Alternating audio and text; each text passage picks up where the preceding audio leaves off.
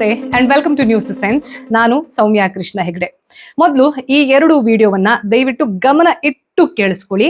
ನನ್ನ short content other social media platforms ಅಲ್ಲಿ ನಾನು ರೀಸೆಂಟ್ ಆಗಿ ಹಂಚಿಕೊಂಡಿದ್ದು, ಜೊತೆಗೆ ಬಹಳಷ್ಟು ಜನರನ್ನ ಇದು ರೀಚ್ ಆಗಿದೆ. ಮೊದಲು ಆ ಎರಡೂ ವಿಡಿಯೋವನ್ನ ಬ್ಯಾಕ್ ಟು ಬ್ಯಾಕ್ ನೋಡ್ಕೊಂಡು ಬನ್ನಿ. ದಯವಿಟ್ಟು ಗಮನ ಇಟ್ಟು ನೋಡಿ. ನಮ್ಮ ರಾಜ್ಯದ ಪ್ರಖ್ಯಾತ ಹಾಗೂ ಅಷ್ಟೇ ಕುಖ್ಯಾತ ರಾಜಕಾರಣಿಯೊಬ್ಬರ ವಿಡಿಯೋವನ್ನ ತೋರಿಸ್ತೀನಿ, ನಾವಿಬ್ರು ಒಟ್ಟಿಗೆ ನೋಡ್ತಾ ಹೋಗೋಣ. ಅದರಲ್ಲಿ ಅವರ ಸ್ಟೇಟ್ಮೆಂಟ್ಸ್ ಇದೆ ಅಲ್ಲ, ಅವರು ಬಳಸಿರುವಂತಹ ಲ್ಯಾಂಗ್ವೇಜ್, ಭಾಷೆ, ಇಂಟೋನೇಷನ್, ಧಾಟಿ, ಇಂಟೆಂಟ್, ಉದ್ದೇಶ ಹಾಗೂ ಪೊಲಿಟಿಕಲ್ ಮ್ಯಾನಿಪುಲೇಷನ್ ಅನ್ನ ದಯವಿಟ್ಟು ಗಮನಿಸ್ತಾ ಬನ್ನಿ.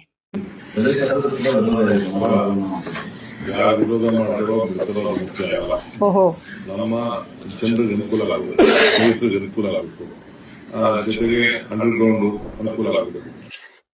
ಯಾರು ವಿರೋಧ ಮಾಡ್ತಾರೋ ಬಿಡ್ತಾರೋ ಅದು ಸಂಬಂಧ ಇಲ್ಲ. ಜನರಿಗೆ ಅನುಕೂಲ ಆಗ್ಬೇಕು, ರೈತರಿಗೆ ಅನುಕೂಲ ಆಗ್ಬೇಕು, ಅಂಡರ್ ಗ್ರೌಂಡ್ ವಾಟರ್ ಹಾಳಾಗಬಾರ್ದು. ಓಕೆ, ವಿರೋಧ ಮಾಡ್ತಾ ಇರೋರು ಯಾರು? DKಶಿ ಅವರೇ, ಇಡೀ ಉತ್ತರ ಕನ್ನಡದ ಜನತೆ. ನಿಮ್ಮ ಭಾಷೆಯಲ್ಲಿ ಇವರು ಜನ ಈ ಕ್ಯಾಟಗರಿಯಲ್ಲಿ ಬರೋದಿಲ್ವಾ? ರೈತ ಅನ್ನೋ ಕ್ಯಾಟಗರಿಯಲ್ಲಿ ಬರೋದಿಲ್ವಾ? ನಿಮಗೆ ಇದರಲ್ಲಿ ಅದೆಷ್ಟು ಜನ ವೋಟ್ ಹಾಕಿದಾರಲ್ಲ, ಅವರು ನಿಮಗೆ ಸಂಬಂಧ ಇಲ್ದೋದವರ? ಯಾರು ವಿರೋಧ ಮಾಡ್ತಾರೆ ಬಿಡ್ತಾರೆ ಅದು ಲೆಕ್ಕಕ್ಕೆ ಬರೋದಿಲ್ಲ ಅಂತ ಹೇಳ್ತೀರಾ ಅಂತಂದ್ರೆ, ನೀವು ಪ್ರಜಾಪ್ರಭುತ್ವ ವ್ಯವಸ್ಥೆಯನ್ನ ಧಿಕ್ಕರಿಸಿ ಮಾತಾಡೋಕೆ ಆ ಒಂದು ಅರ್ಹತೆಯನ್ನ ಹೊಂದಿದ್ದೀರಾ? ಮುಂದಿನ ಕೇಳಿಸ್ಕೊಳ್ಳಿ, ಇನ್ನೂ ಅಮೇಸಿಂಗ್ ಆಗಿರೋ ಸ್ಟೇಟ್ಮೆಂಟ್. ಯಾವ್ದಾದ್ರು ಒಂದು ಒಳ್ಳೆ ಕೆಲಸ ಮಾಡಬೇಕಾದ್ರೆ ವಿರೋಧಗಳು ವ್ಯಕ್ತಪಡಿಸ್ತಾರೆ. ಏನೇನು ಯಾರಿಗೇನೇನು ಲಾಸ್ ಆಗ್ತದೆ, ಯಾವ ರೀತಿ ಕಾಂಪನ್ಸೇಟ್ ಮಾಡಬೇಕು, ಕಾನೂನು ಅವಕಾಶ ಇದೆ, ಅವಕಾಶ ಮಾಡೇ ಮಾಡ್ತೀವಿ. ಯಾವ್ದಾದ್ರು ಒಂದು ಒಳ್ಳೆ ಕೆಲಸ ಮಾಡುವಾಗ ವಿರೋಧ ಇರುತ್ತೆ. ಯಾರಿಗೆಲ್ಲ ಲಾಸ್ ಆಗುತ್ತೆ, ಏನೆಲ್ಲ ಲಾಸ್ ಆಗುತ್ತೆ, ಅದನ್ನ ಕಾನೂನು ಮಟ್ಟದಲ್ಲಿ ಕಾಂಪನ್ಸೇಟ್ ಮಾಡ್ತೀವಿ ಅನ್ನೋದನ್ನ ಹೇಳಿದ್ರು. ಉತ್ತರ ಕನ್ನಡದ ಜನತೆ ಅದೆಷ್ಟು ಬಾರಿ ಇಡೀ ಕರ್ನಾಟಕಕ್ಕೆ ಅಥವಾ ಇಡೀ ದೇಶಕ್ಕೆ ಗೊತ್ತಾಗುವ ಮಟ್ಟದಲ್ಲಿ ಪ್ರತಿಭಟನೆಯನ್ನ ಮಾಡಿದೆ? ಯಾವ ಒಳ್ಳೆ ಕೆಲಸವನ್ನ ಮಾಡುವಾಗ ನೀವು ಪ್ರತಿಭಟನೆಯನ್ನ ಮಾಡಿದೆ? ಒಂದು ವೇಳೆ ಪ್ರತಿಭಟನೆಯನ್ನ ಮಾಡಿದ್ವಿ ಅಂತಂದ್ರೆ ಅಲ್ಲಿ INS ಕದಂಬ ಅನ್ನೋದು ಇವತ್ತು ನಿಮ್ಗೆ ನೋಡೋಕೆ ಸಿಗ್ತಾ ಇರ್ಲಿಲ್ಲ. ಹಾಗೆ ಕೈಗಾ ಅನ್ನೋ ಪ್ರದೇಶದಲ್ಲಿದೆ ಅಲ್ಲ ಅಣುಸ್ಥಾವರ, ಭಾರತ ಹೆಮ್ಮೆಯಾಗಿ ತಲೆ ಎತ್ತಿ ನಿಲ್ತಾ ಇರ್ಲಿಲ್ಲ. ಇನ್ ಏನ್ ಲಾಸ್ ಆಗುತ್ತೆ ಅದನ್ನ ನಾವು ಕಾಂಪನ್ಸೇಟ್ ಮಾಡ್ತೀವಿ ಕಾನೂನು ಮಟ್ಟದಲ್ಲಿ ಅಂತ ಹೇಳ್ತೀರಾ ಅಂತಂದ್ರೆ, ನೀವು ಕಾನೂನನ್ನ ಅಷ್ಟು ಗೌರವಿಸುವವರೇ ಆಗಿದ್ರಿ ಅಂತಂದ್ರೆ ನೀವು ಜನಪ್ರತಿನಿಧಿ ಆಗ್ತಾನೆ ಇರ್ಲಿಲ್ಲ. ಯಾಕೆಂತಂದ್ರೆ ಇವತ್ತಿಗೂ ನಿಮ್ಮ ಅಗೇನೆಸ್ಟ್ ಸಾಕಷ್ಟು ಕ್ರಿಮಿನಲ್ ಕೇಸಸ್ ಅನ್ನುವಂಥದ್ದು ಕೋರ್ಟ್ ನಲ್ಲಿ ನಡೀತಾ ಇದೆ. ಹಾಗಾಗಿ ನಿಮ್ಮ ಬಾಯಲ್ಲಿ ಕಾನೂನಿನ ಪಾಠ ಕೇಳೋದಿದೆ ಅಲ್ಲ, ಇದೊಂಥರ ಭೂತದ ಬಾಯಲ್ಲಿ ಭಗವದ್ಗೀತೆ ಅಂದಂಗೆ. ಜೊತೆಗೆ ಕಾಂಪನ್ಸೇಷನ್ ಬಗ್ಗೆ ಮಾತಾಡಿದ್ರಿ. ನೀವು ಡೆವಲಪ್ಮೆಂಟ್ ನ ಹೆಸರಲ್ಲಿ ಮಾಡೋಕೆ ಹುಡುಕ್ತಾ ಇರೋದು ಪ್ರಕೃತಿಯ ಸರ್ವನಾಶ. ಯಾವುದನ್ನ ಒಂದು ಬಯೋಡೈವರ್ಸಿಟಿಯ ಹಾಟ್ಸ್ಪಾಟ್ ಅಂತ ಕರಿತೀವಿ, ಮಲ್ನಾಡ್ ರೀಜನ್, ಅಲ್ಲಿ ಕೇವಲ ನಾನು ನದಿ ಇದೆ ಅಥವಾ ಅಲ್ಲಿ ಒಂದಷ್ಟು ಮರಗಳಿದಾವೆ, ಪರ್ವತ ಇದೆ, ಇದು ಕಾರಣಕ್ಕೆ ಮಾತ್ರ ಹೇಳ್ತಾ ಇರೋದಲ್ಲ. It is an entire ecosystem.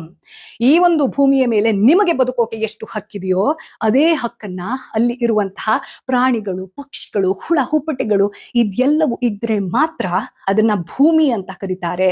ನಿಮ್ಮ ರಾಜಕೀಯ ಮಾತುಕತೆ ಅಥವಾ ನಿಮ್ಮ ಕ್ಯಾಪಿಟಲಿಸ್ಟಿಕ್ ಮೈಂಡ್ ಸೆಟ್ ನಡಿಬೇಕು ಅಂತಂದ್ರೂ ಸಹ ಭೂಮಿ ಇರಬೇಕು. So don't dare to say we will compensate. You cannot compensate because you're not God. ಪ್ರಕೃತಿ ಮಾತೆ ಅಲ್ಲ ನೀವು. ನೆಕ್ಸ್ಟ್,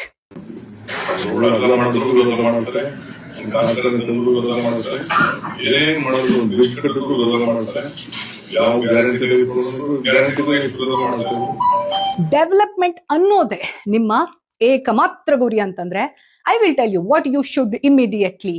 ಉತ್ತರ ಕನ್ನಡದಲ್ಲಿ ಇವತ್ತಿಗೂ ಕೂಡ ಒಂದೇ ಒಂದು ಎಮರ್ಜೆನ್ಸಿ ಮಲ್ಟಿ ಸ್ಪೆಷಾಲಿಟಿ ಹಾಸ್ಪಿಟಲ್ ಇಲ್ಲ, ಅದನ್ನ ಮಾಡಿ ಮೊದಲು. ಇದು ಪ್ರಯಾರಿಟಿ, ಇದು ಡೆವಲಪ್ಮೆಂಟ್. ನೀವು ಇದನ್ನ ಮಾಡೇ ಮಾಡ್ತೀವಿ ಅನ್ನುವಂತಹ ಹಠ ಇತ್ತು ಅಂತಂದ್ರೆ ಸಸ್ಟೈನಬಿಲಿಟಿಯನ್ನ ಅಲ್ಲಿರುವಂತಹ ಪ್ರತಿಯೊಬ್ಬ ಮತದಾರನ ಹತ್ರ ಹೋಗಿ NOC ಯನ್ನ ತಗೊಳ್ಳಿ. Because you are not doing development, it is destruction at the cost of nature. Next, ನಿಮ್ಗೆ ಇನ್ನೂ ಡೆವಲಪ್ಮೆಂಟ್ ಮಾಡಬೇಕು, ಉತ್ತರ ಕನ್ನಡದ ಜನರ ಮೇಲೆ ಏನ್ ಯಾವಾಗ್ಲೂ ಪ್ರೀತಿ ಉಕ್ಕಿ ಹರಿತಾ ಇರುತ್ತೆ ಅಂತಂದ್ರೆ, ಇಲ್ಲಿ PUC ಮತ್ತು SSLC ರಿಸಲ್ಟ್ ಅನೌನ್ಸ್ ಆದಾಗೆಲ್ಲ ಟಾಪ್ 3 ಯಾವಾಗ್ಲೂ ಕೂಡ ಟಾಪ್ ಮಾಡ್ತಾ ಬಂದಿರೋದು ಇದೇ ಉತ್ತರ ಕನ್ನಡದ ವಿದ್ಯಾರ್ಥಿಗಳು. ಅವರ ಸಲುವಾಗಿ ಒಂದು ಒಳ್ಳೆ ಅಮೇಸಿಂಗ್ ಮೈಂಡ್ ಬ್ಲೋವಿಂಗ್, ಹೆಂಗು ನಿಮ್ಮ ಮಗಳೇ ನಿಮ್ಮ ವಿದ್ಯಾಸಂಸ್ಥೆಯನ್ನ ಲೀಡ್ ಮಾಡ್ತಾ ಇರೋದಕ್ಕೆ ನನ್ಗೆ ಭಾರಿ ಖುಷಿ ಇದೆ ಅದ್ರ ಬಗ್ಗೆ. ಸೊ ಅವ್ರಿಗೆ ಹೇಳಿ ಒಂದು ಇಂಜಿನಿಯರಿಂಗ್ ಕಾಲೇಜನ್ನ ಮಾಡಿಸಿ, ಮೆಡಿಕಲ್ ಕಾಲೇಜನ್ನ ಮಾಡಿಸಿ.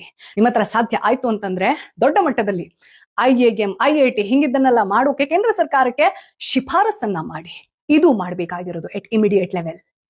ಅದ್ರ ಹೊರತಾಗಿ ಎಲ್ಲದಕ್ಕೂ ವಿರೋಧ ಮಾಡ್ತಾರೆ, ಡೆವಲಪ್ಮೆಂಟ್ ಅನ್ನೇ ಡಿನೈ ಮಾಡ್ತಾರೆ ಅನ್ನೋ ತರದ ನಿಮ್ಮ ಸ್ಟೇಟ್ಮೆಂಟ್ ಇದೆ ಅಲ್ಲ, ಇದು ನೀವು ಬೇಕು ಅಂತ ಮಾತಾಡ್ತಾ ಇರೋದು, ಮ್ಯಾನಿಪುಲೇಟ್ ಮಾಡ್ತಾ ಇರೋದು, ಉಡಾಫಿಯಾಗಿ ಮಾತಾಡ್ತಾ ಇರೋದು, ದುರಹಂಕಾರದಲ್ಲಿ ಮಾತಾಡ್ತಾ ಇರೋದು, ಪ್ರಜಾಪ್ರಭುತ್ವ ವ್ಯವಸ್ಥೆಯನ್ನ ಧಿಕ್ಕರಿಸಿ ಮಾತಾಡ್ತಾ ಇರೋದು. And we will not tolerate this attitude.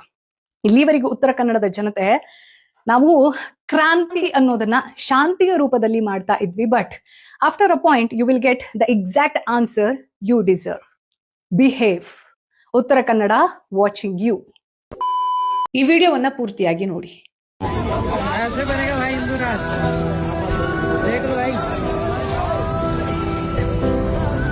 वो देखिए भाई अंकल, एक बार नीचे देखिए क्या चीज था. ತುಳಿಯಲ್ಪಡ್ತಾ ಇರೋ ಆ ಮೂರ್ತಿ ಯಾರದ್ದು? ಮುಘಲ್ ಮತಾಂಧ ಔರಂಗಜೇಬ ಸರ್ವನಾಶ ಮಾಡಿದಂತಹ ಕಾಶಿ ವಿಶ್ವನಾಥ ದೇವಸ್ಥಾನವನ್ನ ಮರುಸ್ಥಾಪನೆಗೊಳಿಸಿರುವಂತಹ ಹಿಂದೂ ಹೃದಯ ಸಾಮ್ರಾಟೆ ಹಾಗೂ ಈ ಭಾರತ ದೇಶ ಕಂಡಂತಹ ಮಹೋನ್ನತ ಮಹಾರಾಣಿ ಅಹಿಲ್ಯಾಬಾಯಿ ಹೋಳ್ಕರ್ ಅವರ ಮೂರ್ತಿ ಇದು. ಯಾಕೆ ಪರಿಸ್ಥಿತಿ? ನಾನು ಹಿಸ್ಟ್ರಿ ಬುಕ್ಸ್ ಅಲ್ಲಿ ಓದಿದ್ದೆ, ಈ ಮೊಹಮ್ಮದ್ ಗೋರಿ, ಔರಂಗಜೇಬ್ ಇಂತಹ ಮತಾಂಧರ ಕಾಲದಲ್ಲಿ ಹಿಂದೂ ದೇವಸ್ಥಾನಗಳನ್ನ ಹುಡುಕಿ ಒಡೆದಾಕ್ತಾ ಇದ್ರು ಮೂರ್ತಿಗಳನ್ನ ಅಂತ. ಇವತ್ತು ಕಣ್ಣಾರೆ ನೋಡ್ದೆ. ಆದ್ರೆ ಅಧಿಕಾರದಲ್ಲಿ ಇರೋರು ಮುಘಲರಲ್ಲ. ಇದೇ ಹಿಂದುತ್ವದ ಹೆಸರನ್ನ ಹೇಳ್ಕೊಂಡು ಅಧಿಕಾರಕ್ಕೆ ಏರಿದವರು ರಿನೋವೇಷನ್ ಅನ್ನೋ ಹೆಸರಿನಲ್ಲಿ, ಮಾಡರ್ನೈಸೇಷನ್ ಅನ್ನುವಂತಹ ಹೆಸರಿನಲ್ಲಿ ಶತಶತಮಾನಗಳಿಂದ ಹಿಂದುತ್ವದ ಪ್ರತೀಕ ಆಗಿ ಎದ್ದು ನಿಂತಿರುವಂತಹ ಇಡೀ ಪ್ರಪಂಚದ ಏಕೈಕ ಜೀವಂತ ನಗರ ಅನ್ನುವಂತಹ ಖ್ಯಾತಿಗೆ ಪಾತ್ರವಾಗಿದ್ದಂತಹ ಕಾಶಿಯ ಮಣಿಕರ್ಣಿಕಾ ಘಾಟ್ನಲ್ಲಿ ನಡೆದಿರುವಂತಹ ದುರಂತ ಇದು. ಶಿವ ಅಂತಂದ್ರೆ ಕಾಶಿ, ಕಾಶಿ ಅಂತಂದ್ರೆ ಘಾಟ್. ಪರ್ಸನಲಿ ನನಗೆ ವಿಶ್ವನಾಥ ದೇವಸ್ಥಾನಕ್ಕಿಂತನೂ ಜಾಸ್ತಿ ಕಾಶಿಯ ಆ ಘಾಟ್ನುದ್ದಕ್ಕೂ ಶಿವನ ಅನುಭೂತಿ ಆಗ್ತಾ ಇತ್ತು, ಅದರಲ್ಲೂ ಕೂಡ ಮಣಿಕರ್ಣಿಕಾ ಘಾಟ್. ಯಾಕೆಂತಂದ್ರೆ 24 ಗಂಟೆ 365 ದಿನ ಇಲ್ಲಿ ಚಿತೆ ಉರಿತಾನೆ ಇರುತ್ತೆ. ಖುದ್ದು ಶಿವನೇ ಮುಕ್ತಿಯನ್ನ ಕೊಡ್ತಾನೆ ಅನ್ನುವಂತಹ ನಂಬಿಕೆ ಹಿಂದೂಗಳದ್ದು. ಅದರನ್ನ ನೆರವೇರಿಸ್ತಾ ಬಂದಿರೋದು ಈ ಮಣಿಕರ್ಣಿಕಾ ಘಾಟ್. ಮಾಡರ್ನೈಸೇಷನ್ ಹೆಸರಲ್ಲಿ VIP ಕಲ್ಚರ್ ಅನ್ನ ಪುಷ್ ಮಾಡುವ ಸಲುವಾಗಿ ನೀವು ಹಿಸ್ಟರಿಯನ್ನೇ ಇರೇಸ್ ಮಾಡ್ತೀರಾ, ನನ್ನ ಕಲ್ಚರ್ ಅನ್ನೇ ಇರೇಸ್ ಮಾಡ್ತೀರಾ ಅಂತಂದ್ರೆ ನಿಮಗೂ ಆ ಮೊಹಮ್ಮದ್ ಗೋರಿಗೂ ಆ ಮುಘಲರಿಗೂ ಏನು ವ್ಯತ್ಯಾಸ? ಲಿಟ್ರಲಿ ಇದು ಎಲ್ಲದನ್ನ ಬ್ಯಾಕ್ ಟು ಬ್ಯಾಕ್ ವಿಟ್ನೆಸ್ ಮಾಡಾದ್ಮೇಲೆ ನನಗೆ ಶ್ರೀ ಶ್ರೀ ಶ್ರೀ ಶಂಕರಾಚಾರ್ಯ ಅವಿಮುಕ್ತೇಶ್ವರ ಶ್ರೀಗಳು ಏನನ್ನ ಹೇಳ್ತಾರಲ್ಲ, ಐ ಅಗ್ರಿ ಟು ದ್ಯಾಟ್. आज कह दें कि गौहत्या बंद करता हूं, हम आज उनको हिंदू मान लेंगे, लेकिन अभी तक जो उनका चरित्र देख लिया 12 वर्षों में, उससे मैं स्पष्ट रूप से कहता हूं कि वो हिंदू नहीं है. ಮೊದಲನೇ ವಿಡಿಯೋದಲ್ಲಿ ನಾನು ನನ್ನ ಊರಿಗೆ ಸಂಬಂಧಪಟ್ಟಿರುವಂತಹ ಒಂದು ಜ್ವಲಂತ ಸಮಸ್ಯೆಯನ್ನ ಹಾಗೂ ಅದರನ್ನ ಒಬ್ಬ ರಾಜಕಾರಣಿ ಹೇಗೆ ನೋಡ್ತಾನೆ ಅನ್ನೋದನ್ನ ವಿರೋಧಿಸಿ ಒಬ್ಬ ಲೋಕಲೈಟ್ ಆಗಿ ಹಾಗೆ ಒಬ್ಬ ಜರ್ನಲಿಸ್ಟ್ ಆಗಿ ಒಬ್ಬ ರಾಜಕಾರಣಿಯನ್ನ ಹೇಗೆ ಕೌಂಟರ್ ಮಾಡಬೇಕು ಅನ್ನೋದನ್ನ, ಅವರನ್ನ ಪರ್ಸನಲಿ ಆಗ್ಲಿ ಅಥವಾ ಅವರ ರಾಜಕೀಯ ಸಿದ್ಧಾಂತವನ್ನ ವಿರೋಧಿಸದೆ ಆ ಒಂದು ವಿಚಾರಕ್ಕೆ ಸಂಬಂಧಪಟ್ಟ ಹಾಗೆ ಹೇಗೆ ವಿರೋಧ ಮಾಡಬೇಕು ಹಾಗೆ ವಿರೋಧ ಮಾಡಿದ್ದೆ. ಇನ್ನೊಂದು, ನನ್ನ ಪರ್ಸನಲ್ ಐಡಿಯಾಲಜಿಯು ಸೇರಿದ ಹಾಗೆ ನನಗೆ ಈ ರಾಜಕೀಯ ಪಕ್ಷಗಳ ಬಗ್ಗೆ ಇಂಟ್ರೆಸ್ಟ್ ಅನ್ನೋದು ಏನಿದೆ ಅಲ್ಲ, ಅದನ್ನ ಅರ್ಥ ಮಾಡಿಕೊಳ್ಳುವಂತಹ ಸಂದರ್ಭದಲ್ಲಿ ಬಿಜೆಪಿ ಅಥವಾ ನರೇಂದ್ರ ಮೋದಿ ಅವರ ಹಿಂದುತ್ವ ಅನ್ನೋದ್ರ ಐಡಿಯಾಲಜಿ ಅನ್ನುವಂಥದ್ದು ಏನಿದೆ ಅದನ್ನ ಹೇಗೆ ತಿಳ್ಕೊಂಡಿದೆ. ಆದ್ರೆ ಕಳೆದ ಒಂದು 3 ಟರ್ಮ್ ಇಂದ ಬಿಜೆಪಿ ಹಾಗೂ ನರೇಂದ್ರ ಮೋದಿ ಅವರ ವ್ಯಕ್ತಿತ್ವ ಅನ್ನೋದನ್ನ ನಾನೇನ್ ಅರ್ಥ ಮಾಡ್ಕೊಂಡಿದ್ದೆ ಅನ್ನೋದಕ್ಕೆ ಸಂಬಂಧಪಟ್ಟ ಹಾಗೆ ರೀಸೆಂಟ್ ಆಗಿ ವಾರಣಾಸಿಯಲ್ಲಿ ಆಗ್ತಾ ಇರುವಂತಹ ಕೆಲವೊಂದಷ್ಟು ಡೆವಲಪ್ಮೆಂಟ್ ಅನ್ನೋದನ್ನ ಅಲ್ಲಿನ ಲೋಕಲೈಟ್ಸ್ ಏನ್ ಹೇಳ್ತಾರೆ ಅನ್ನೋದ್ರ ಕುರಿತಾಗಿ ನಾನು ಹೇಳಿರುವಂತಹ ಒಂದು ಕಾಂಟೆಂಟ್. ಈ ಎರಡೂ ಕಾಂಟೆಂಟ್ ಇದೆ ಅಲ್ಲ, ಇದರಲ್ಲಿ ನನ್ನ ಉದ್ದೇಶ ಒಂದು ವಿಚಾರವನ್ನ ಅಡ್ರೆಸ್ ಮಾಡುವಂಥದ್ದು. ಆದ್ರೆ ಬಹಳಷ್ಟು ಜನರಿಗೆ ಇಲ್ಲಿ ಅಂದ್ರೆ DKಶಿ ಅಥವಾ ಕಾಂಗ್ರೆಸ್ನ ಕೆಲವೊಂದಷ್ಟು ಏನು ಆ ಸಿದ್ಧಾಂತವನ್ನ, ರಾಜಕೀಯ ಪಕ್ಷವನ್ನ, ರಾಜಕೀಯ ವ್ಯಕ್ತಿಯನ್ನ ಸಪೋರ್ಟ್ ಮಾಡೋರು ಇರ್ತಾರೆ. ಅವರಿಗೆ ವಿಷಯ ಏನು ಅಥವಾ ಯಾರು ಹೇಳ್ತಾರೆ ಅನ್ನೋದಕ್ಕಿಂತನೂ ನಮ್ ಬಾಸ್ಗೆ ಬೈಬಿಟ್ರು, ನಮ್ ಪಕ್ಷಕ್ಕೆ ಬೈದ್ಬಿಟ್ರು ಅನ್ನೋ ತರದ ವಿಚಾರ. ಹಾಗೆ ಹಿಂದುತ್ವದ ಹೆಸರನ್ನ ಹೇಳಿಕೊಂಡು ಅಧಿಕಾರವನ್ನು ಸೇರಿದ ಹಾಗೆ ಬಹುಮಟ್ಟದಲ್ಲಿ ಇವತ್ತಿಗೂ ಪಾಪ್ಯುಲರ್ ಇರುವಂತಹ ನರೇಂದ್ರ ಮೋದಿ ಅವರನ್ನ ಬಹಳಷ್ಟು ಜನ ಇವತ್ತಿಗೂ ಕೂಡ ಎಷ್ಟು ಅಂಧತೆಯಿಂದ ಪಾಲನೆ ಮಾಡ್ತಾ ಇದ್ದಾರೆ, ಫಾಲೋ ಮಾಡ್ತಾ ಇದ್ದಾರೆ ಅನ್ನೋದಕ್ಕೆ ಈ ಎರಡನೇ ಕಾಂಟೆಂಟ್ ಇದೆ ಅಲ್ಲ, ಆ ಒಂದು ಕಾಂಟೆಂಟ್ ನಲ್ಲಿ ಬಂದಂತಹ ಕೆಲವು ಅದು ಕೂಡ ಈ ಅಂಕಲ್ಸ್ ಯಾರಿರ್ತಾರೆ ಅವರ ಕೆಲವೊಂದಷ್ಟು ಮಾತುಗಳನ್ನ ನೋಡಿದಾಗ ನನಗೆ ಒಂದು ಸತ್ಯ ಮತ್ತೊಮ್ಮೆ ಅರಿವಾಯ್ತು. ಏನು ಅಂತಂದ್ರೆ, ರಾಜಕೀಯ ಪಕ್ಷ ಹಾಗೂ ಸಿದ್ಧಾಂತ ಅಥವಾ ವ್ಯಕ್ತಿಗಳಿಗೆ ನಮ್ಮ ದೇಶದಲ್ಲಿ ಗುಲಾಮರಿದ್ದಾರೆ, ಅಂಧಭಕ್ತರಿದ್ದಾರೆ. ಸಾಮಾನ್ಯವಾಗಿ ಈ ಬಿಜೆಪಿಯವರು ಕಾಂಗ್ರೆಸ್ ಸಪೋರ್ಟರ್ಸ್ ಅನ್ನ ಗುಲಾಮ್ ಅಂತ ಕರೀತಾರೆ, ಹಾಗೆ ಈ ಕಾಂಗ್ರೆಸ್ನವರು ಬಿಜೆಪಿಯ ಸಪೋರ್ಟರ್ಸ್ ಅನ್ನ ಅಂಧಭಕ್ತ ಅಂತ ಹೇಳ್ತಾರೆ. ಇವರಿಬ್ಬರು ಎರಡೂ ಪಕ್ಷದಲ್ಲೂ ಇದ್ದಾರೆ ಅನ್ನೋದಕ್ಕೆ ನನಗೆ ಮತ್ತೊಂದು ವ್ಯಾಲಿಡೇಷನ್. ನೋಡಿ, ಮೊದಲನೇ ಕಾಂಟೆಂಟ್ ಅಲ್ಲಿ ನಾನು DKಶಿ ಅವರನ್ನ ಉದ್ದೇಶಿಸಿ ಮಾತನಾಡಿರುವಂತದ್ದಿದೆ ಅಲ್ಲ, ಒಬ್ಬ ಲೋಕಲೈಟ್ ಆಗಿ, ಒಬ್ಬ ಜರ್ನಲಿಸ್ಟ್ ಆಗಿ ಬೇಡ್ತಿ ಹಾಗೂ ಅಘನಾಶಿನಿಯನ್ನ ಜೋಡಣೆ ಮಾಡುವಂತಹ ಸರ್ಕಾರದ ಹುನ್ನಾರ ಏನಿದೆ, ಇದು ಪ್ರಾಜೆಕ್ಟ್ ಅಲ್ಲ, ಇದು ಹುನ್ನಾರವೇ. ಇದು ನಿನ್ನೆ ಮೊನ್ನೆದಲ್ಲ. ನಾನು ಹುಟ್ಟೋಕ್ಕಿಂತ ಮೊದಲೇ ನನ್ನ ತಂದೆ ತಾಯಿ ಅವಾಗ ಹೇಳ್ತಾ ಇದ್ರು. ಯಾಕೆಂತಂದ್ರೆ ಅಲ್ಲಿ ನಮ್ಮ ಗುರುಗಳು ಅದನ್ನ ವಿರೋಧ ಮಾಡಿ ಅದನ್ನ ಸ್ಟಾಪ್ ಮಾಡಿಸಿದ್ರು. ಶ್ರೀ ಗಂಗಾಧರೇಶ್ವರ ಶ್ರೀಗಳು ಇವತ್ತಿಗೂ ಕೂಡ ಬಹಳಷ್ಟು ಜನರಿಗೆ ಆ ಸ್ವಾಮಿಗಳ ಹೆಸರು ಗೊತ್ತೇ ಇಲ್ಲ. ಯಾಕೆಂತಂದ್ರೆ ಅವರು ಸ್ವಾಮೀಜಿಯಾಗಿಯೇ ಉಳಿದಿದ್ದಾರೆ.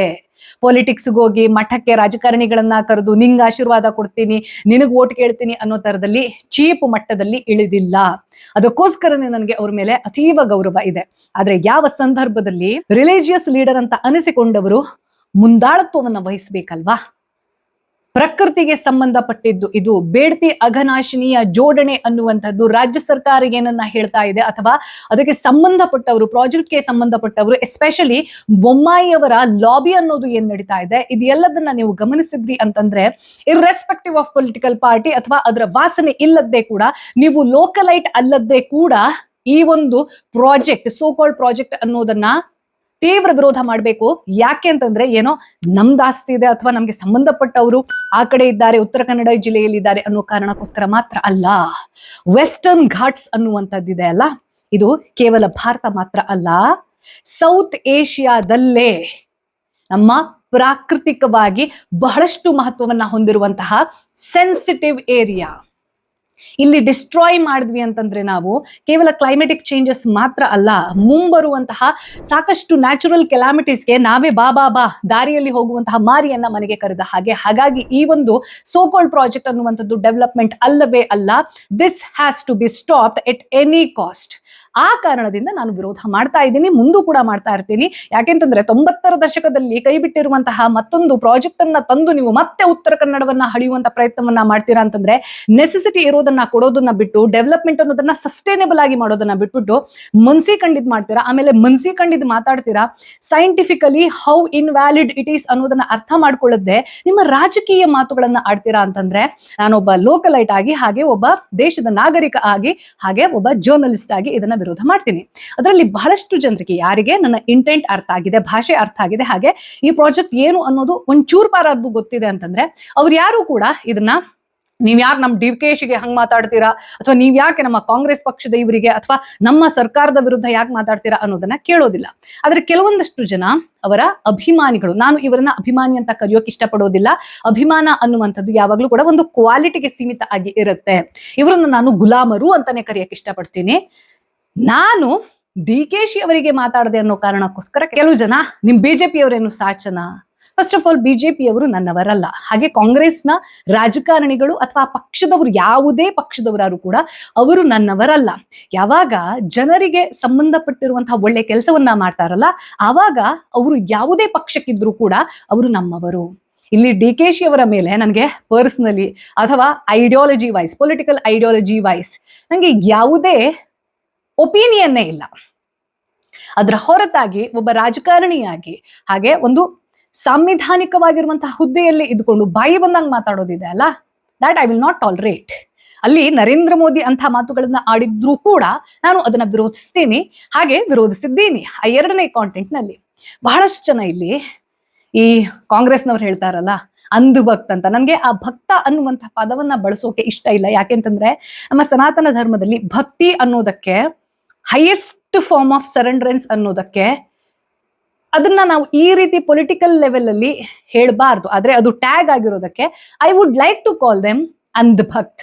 ಯಾಕೆ ಅಂತಂದ್ರೆ ಕೆಲವು ಜನ, ಅದು ಕೂಡ ಅಂಕಲ್ಗಳು, ನಾನು ಆಗ್ಲೇ ಹೇಳಿದೆ, ಸುಮ್ಮನೆ ಈ ವಾಟ್ಸ್ಆಪ್ ನಲ್ಲಿ ಬಿಜೆಪಿ IT ಸೆಲ್ ಅವರು ಏನ್ ಪ್ರೊಪಗ್ಯಾಂಡಾ ಮಾಡ್ತಾ ಇರ್ತಾರಲ್ಲ ಸೋಷಿಯಲ್ ಮೀಡಿಯಾ, ಎಸ್ಪೆಷಲಿ ಟ್ವಿಟರ್ ನಲ್ಲಿ, ಅದನ್ನ ಕೇಳ್ಕೊಂಡು ತಿಳ್ಕೊಂಡು ಸ್ವಂತ ಬುದ್ಧಿಯಲ್ಲಿ ಆಲೋಚನೆ ಮಾಡದೆ ಯಾವುದು AI ಜನರೇಟೆಡ್, ಯಾವುದು AI ಜನರೇಟೆಡ್ ಅಲ್ಲ, ಲೋಕಲೈಟ್ಸ್ ಏನನ್ನ ಹೇಳ್ತಾರೆ ನೋಡಿ. ನಾನು ಯಾವುದೇ ಮಾತನ್ನ ಅಥವಾ ಏನನ್ನೇ ಆಡೋದಿದ್ರು ಕೂಡ ಕಾಶಿಯ ಗ್ರೌಂಡ್ ರಿಯಾಲಿಟಿ ಏನು ಅನ್ನೋದನ್ನ ಗೊತ್ತಿಲ್ಲದೆ ನಾನು ಮಾತಾಡೋದಿಲ್ಲ. ಹಾಗೆ ಕುಂಭಮೇಳದಲ್ಲಿ ಕೂಡ ನಾನು ಸೋಷಿಯಲ್ ಮೀಡಿಯಾದಲ್ಲಿ ಕೇಳಿದಂತಹ ಹೈಪ್ ಒಂದಿತ್ತು, ನನಗೆ ಆಗಿರುವಂತಹ ಗ್ರೌಂಡ್ ರಿಯಾಲಿಟಿ ಎಕ್ಸ್ಪೀರಿಯನ್ಸ್ ಬೇರೆ ಇತ್ತು. ಹಾಗಾಗಿ ಯಾವುದೇ ಪ್ರದೇಶ ಇರಲಿ, ಅದು ಕಾಶ್ಮೀರ ಇರಲಿ, ಕೇರಳ ಇರಲಿ, ಲಖನೌ ಇರಲಿ, ಅಥವಾ ಉತ್ತರ ಪ್ರದೇಶ್ ಇರಲಿ, ಕಾಶಿ ಇರಲಿ, ಇದೆಲ್ಲವನ್ನ ನೀವು ಅಲ್ಲಿ ಹೋಗಿ ನೋಡಿದಿರಾ. ಅಲ್ಲಿರುವಂತಹ ಲೋಕಲೈಟ್ಸ್ ಹತ್ರ ಇವರಿಗೆ ಯಾವುದೇ ಅಜೆಂಡಾ ಅಥವಾ ಪ್ರೊಪಗ್ಯಾಂಡಾ ಅನ್ನುವಂಥದ್ದು ಇರೋದಿಲ್ಲ. ಅವರ ಸಾಮಾನ್ಯ ಜೀವನ ಏನಿದೆ ಅನ್ನೋದನ್ನ ಅವರು ಬೇರೆಯವ್ರ ಹತ್ರ ಶೇರ್ ಮಾಡ್ತಾರೆ. ಅಂಥದ್ದನ್ನ ತಿಳ್ಕೊಂಡಿದ್ರೆ ಮಾತ್ರ you are capable of giving an opinion.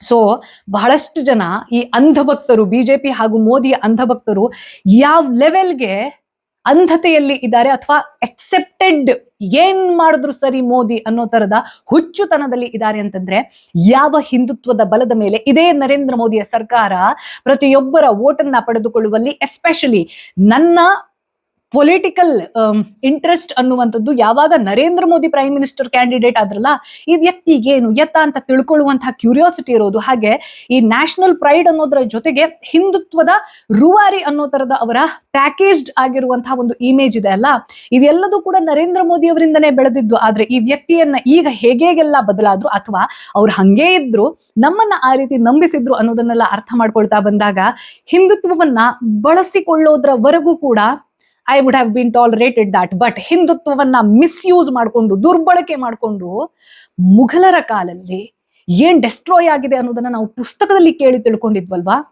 ಅದನ್ನ ಇದೇ ಹಿಂದುತ್ವದ ಆಧಾರದಲ್ಲಿ ಬಂದಿರುವಂತಹ ನರೇಂದ್ರ ಮೋದಿ ಸರ್ಕಾರ ಮಾಡುತ್ತೆ ಅಂತಂದ್ರೆ, ಇದನ್ನ ಇನ್ನೂ ಕೂಡ ಮೋದಿಜಿ ಅವ್ರು ಏನೋ ಆಲೋಚನೆ ಮಾಡಿರ್ತೀರಾ ಅನ್ನೋದನ್ನ ನೀವು ತಿಳ್ಕೊಳ್ತೀರಾ ಅಂತಂದ್ರೆ, ಹಾಗೆ ಅಲ್ಲಿ ಡೆವಲಪ್ಮೆಂಟ್ ಅನ್ನೋದಕ್ಕೆ ಇದೆಲ್ಲ ಸಾಮಾನ್ಯ ಅನ್ನೋ ತರದ ಎಕ್ಸೆಪ್ಟೆನ್ಸ್ ಇದೆ ಅಂತಂದ್ರೆ, you are, I am sorry to say this, but this is truth.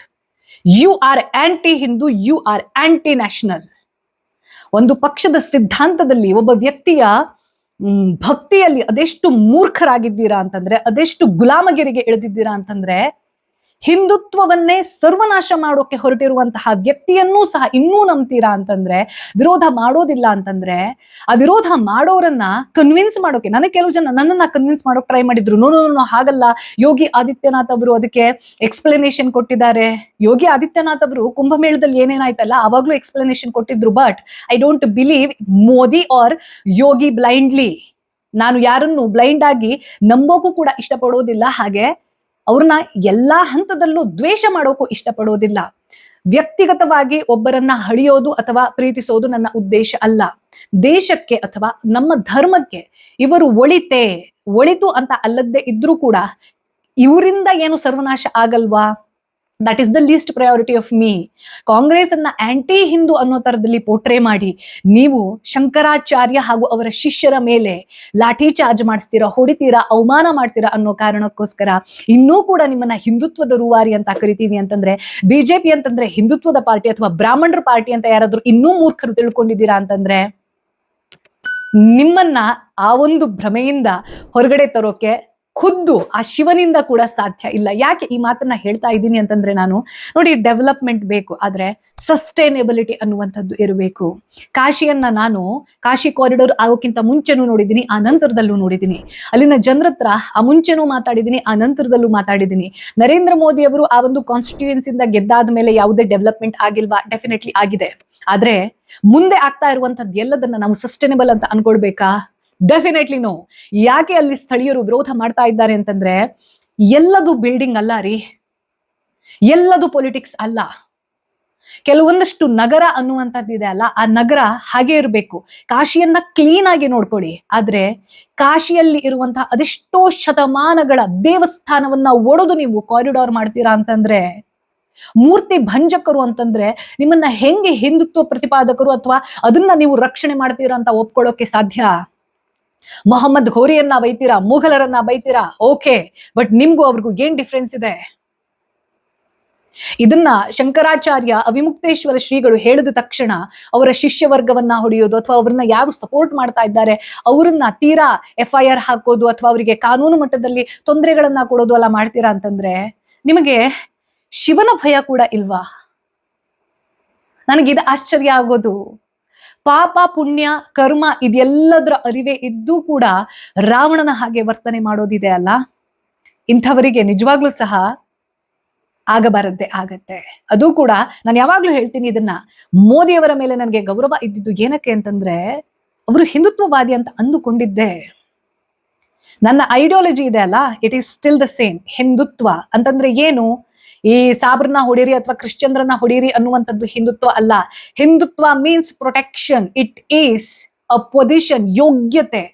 ಒಬ್ಬ ಒಳ್ಳೆ ಮನುಷ್ಯನಾಗಿ ಬದುಕೋಕೆ ಏನ್ ಸಾಧ್ಯ ಇದೆ ಅದೇ ಹಿಂದುತ್ವ.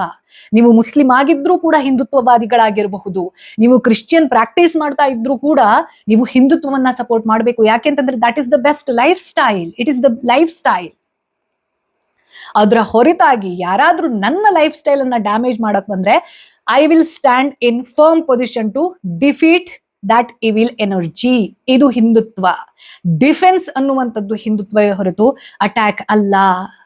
ಯಾರ್ಯಾರೆಲ್ಲ ಜೈ ಶ್ರೀರಾಮ್ ಅನ್ನೋ ಘೋಷಣೆಯನ್ನ ಪೊಲಿಟಿಕಲ್ ಮಾಡ್ತಾ ಇದ್ದಾರೆ ಅಥವಾ ಅಲ್ಲಾಹು ಅಕ್ಬರ್ಗೆ ಜೈ ಶ್ರೀರಾಮ್ ಈಕ್ವಲೆಂಟ್ ಅಂತ ಮಾಡ್ತಾ ಇದ್ದಾರೆ, ಅವರು anti Hindu, actually anti national. They are not the same.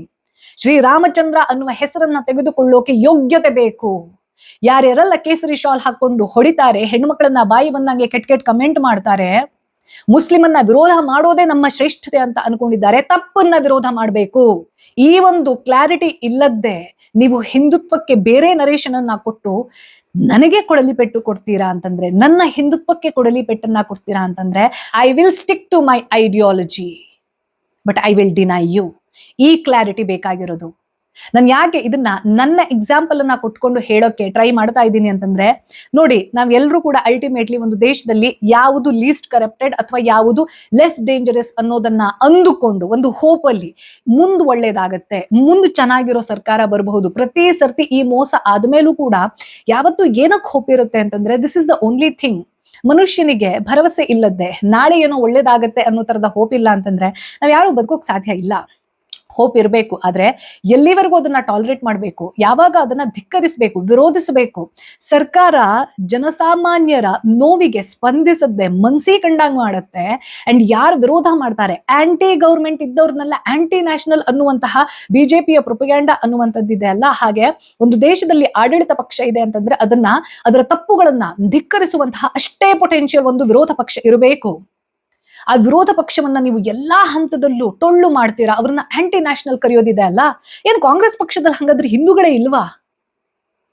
ಇಡೀ ಕಾಂಗ್ರೆಸ್ ಅನ್ನೇ ಆಂಟಿ ನ್ಯಾಷನಲ್, ಆಂಟಿ ಹಿಂದೂ ಅನ್ನೋ ತರ ಪೋಟ್ರೆ ಮಾಡಿ ಇವಾಗ ನೀವೇನ್ ಮಾಡ್ತಿದ್ದೀರಾ? You are equally anti national and equally anti Hindu ಅಂದ ಮೇಲೆ ಜನಸಾಮಾನ್ಯರ ಹತ್ರ ತಾಕತ್ತಿರುತ್ತೆ. ಒಂದು ಸರ್ಕಾರವನ್ನ ಹೇಗೆ ಅಧಿಕಾರಕ್ಕೆ ಏರಿಸಿದ್ರೋ ಆ ಅಧಿಕಾರದಲ್ಲಿ ಏರ್ಕೊಂಡು ನನ್ನನ್ನು ಬಿಟ್ಟರಿಲ್ಲ ಅಂತ ಮಾಡ್ತೀರಾ ಅಂತಂದ್ರೆ ನಿಮಗೆ ಕಪಾಳಕ್ಕೆ ಹೊಡೆಯುವಂತಹ ಆ ಎಲ್ಲಾ ಸರ್ವಸಮತ್ತ ತಾಕತ್ತು ಅನ್ನುವಂಥದ್ದು ಕೂಡ ಅದೇ ಜನರ ಹತ್ರ ಇರುತ್ತೆ ಅನ್ನೋದನ್ನ ಆಡಳಿತದಲ್ಲಿ ಇರುವಂತಹ ಕೇಂದ್ರದಲ್ಲಿ ಮೋದಿ ಸರ್ಕಾರ ಕೂಡ ಮರಿಬಾರದು, ಹಾಗೆ ನಮ್ಮ ರಾಜ್ಯದಲ್ಲಿ ಇರುವಂತಹ ಸಿದ್ದರಾಮಯ್ಯ ನೇತೃತ್ವದ ಸರ್ಕಾರ ಕೂಡ ಮರಿಬಾರದು. ಜನಸಾಮಾನ್ಯರಾಗಿ ನಾವೇನ್ ನೆನ್ಪಿಟ್ಕೊಳ್ಬೇಕು ಅಂತಂದ್ರೆ, ಇದು ನಮ್ಮ ಅಧಿಕಾರ. ಒಬ್ಬ ವ್ಯಕ್ತಿಗೆ, ಒಬ್ಬ ರಾಜಕಾರಣಿಗೆ ಗುಲಾಮರಾಗೋದಲ್ಲ, ಅಂಧಭಕ್ತರಾಗೋದಲ್ಲ. ನಾನು ಯಾವ ಕಾರಣಕ್ಕೆ ಓಟನ್ನ ಕೊಟ್ಟಿದ್ದೀನಿ ಅದನ್ನ ಡೆಲಿವರ್ ಮಾಡ್ತಿದ್ದಾರಾ? ಮಾಡ್ತಾ ಇಲ್ಲ ಅಂತಂದ್ರೆ ಸಡನ್ ಆಗಿ ಹೋಗಿ ಅಧಿಕಾರದಿಂದ ಕೆಳಗಿಳಿಸುವಂತಹ ತಾಕತ್ ಯಾರಿಗೂ ಇಲ್ಲ. ಹಾಗೆ ನಮ್ಮೆಲ್ಲರ ಟ್ಯಾಕ್ಸ್ ಮನಿ ಇನ್ವಾಲ್ವ್ ಇದೆ. 2 ದಿನಕ್ಕೆ ಎಲೆಕ್ಷನ್ ಮಾಡಕ್ ಆಗಲ್ಲ ಈ ದೇಶದಲ್ಲಿ ಇರುವಂತಹ ಪಾಪ್ಯುಲೇಷನ್ಗೆ. ಹಾಗಾಗಿ ನಾವೇನ್ ಮಾಡ್ಬೇಕು, ಎಲ್ಲೆಲ್ಲಿ ಸಾಧ್ಯ ಇದೆಯೋ, ಎಲ್ಲೆಲ್ಲಿ ಸರ್ಕಾರ ತಪ್ಪನ್ನ ಮಾಡ್ತಾ ಇದೆಯೋ, ಜನರ ವಿರೋಧಿ ಆಗಿರುವಂತಹ ನಡೆಯನ್ನ ಪ್ರದರ್ಶನ ಮಾಡುತ್ತೋ ಅಲ್ಲೆಲ್ಲೆಲ್ಲ ಅದೇ ಸರ್ಕಾರವನ್ನ ವಿರೋಧ ಮಾಡಬೇಕು.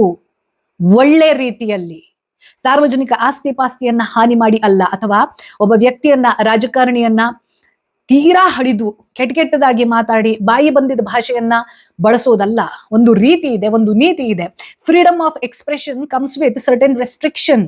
ಆ ರೆಸ್ಟ್ರಿಕ್ಷನ್ ಅನ್ನ ಗಮನದಲ್ಲಿ ಇಟ್ಕೊಂಡು ಯಾವ ವರ್ಡ್ ಅನ್ನ ಬಳಸಬೇಕು ಅನ್ನೋ ಒಂದು ಕಾಮನ್ ಸೆನ್ಸ್ ದಲ್ಲಿ ಅದನ್ನ ವಿರೋಧ ಮಾಡಿದ್ರೆ ಮಾತ್ರ ಪ್ರಜಾಪ್ರಭುತ್ವ ವ್ಯವಸ್ಥೆ ಉಳಿಯೋಕೆ ಸಾಧ್ಯ. ದಯವಿಟ್ಟು ಈ ಒಂದು ವಿಡಿಯೋವನ್ನ ಮ್ಯಾಕ್ಸಿಮಮ್ ಜನರ ಹತ್ರ ಹಂಚಿಕೊಳ್ಳಿ. ಎಸ್ಪೆಷಲಿ ಯಾರು ಕಾಂಗ್ರೆಸ್ಸಿನ ಗುಲಾಮರಾಗಿ ಇರ್ತಾರೆ ಅಥವಾ ಬಿಜೆಪಿಯ ಅಂಧಭಕ್ತರಾಗಿರ್ತಾರೆ ಅಥವಾ ಯಾವುದೇ ಪೊಲಿಟಿಕಲ್ ಪರ್ಸನಾಲಿಟಿ ಅಥವಾ ಪಾರ್ಟಿಯ ಸ್ಲೇವರಿಯಲ್ಲಿ ಇರ್ತಾರೆ ಅಂಥವರಿಗೆ ದಯವಿಟ್ಟು ಕಳಿಸಿ ಇದನ್ನ. ನಾನು ಅವ್ರನ್ನ ಏನೋ ನಿಕೃಷ್ಟ ಮಾಡಿ ಮಾತಾಡ್ಬೇಕು ಅಂತ ಹೇಳ್ತಾ ಇರೋದಲ್ಲ. ಅಲ್ಟಿಮೇಟ್ಲಿ ನಮ್ಮ ದೇಶಕ್ಕೆ ಒಳ್ಳೇದಾಗ್ಬೇಕು, ನಮಗ್ ಒಳ್ಳೇದಾಗ್ಬೇಕು. ಈ ಒಂದು ಉದ್ದೇಶದಿಂದ ದಯವಿಟ್ಟು ಈ ವಿಡಿಯೋವನ್ನ ಮ್ಯಾಕ್ಸಿಮಮ್ ಜನರಿಗೆ ಕಳಿಸಿ. ನಾವು ನಮ್ಮ ಪವರನ್ನ, ಒಬ್ಬ ಸಾಮಾನ್ಯ ನಾಗರಿಕ ಆಗಿ ನಮ್ಮ ಪವರನ್ನ ರೀಗೇನ್ ಮಾಡುವಂತಹ ಅವಶ್ಯಕತೆ ಇದೆ ಅನ್ನುವಂತಹ ಉದ್ದೇಶದೊಂದಿಗೆ ನಾನು ಹೇಳ್ತಾ ಇರೋದು. ಬಹಳಷ್ಟು ಜನರನ್ನ ರೀಚ್ ಆಗ್ಲಿ ಅನ್ನುವಂತಹ ಆಸೆ ನನ್ನದು.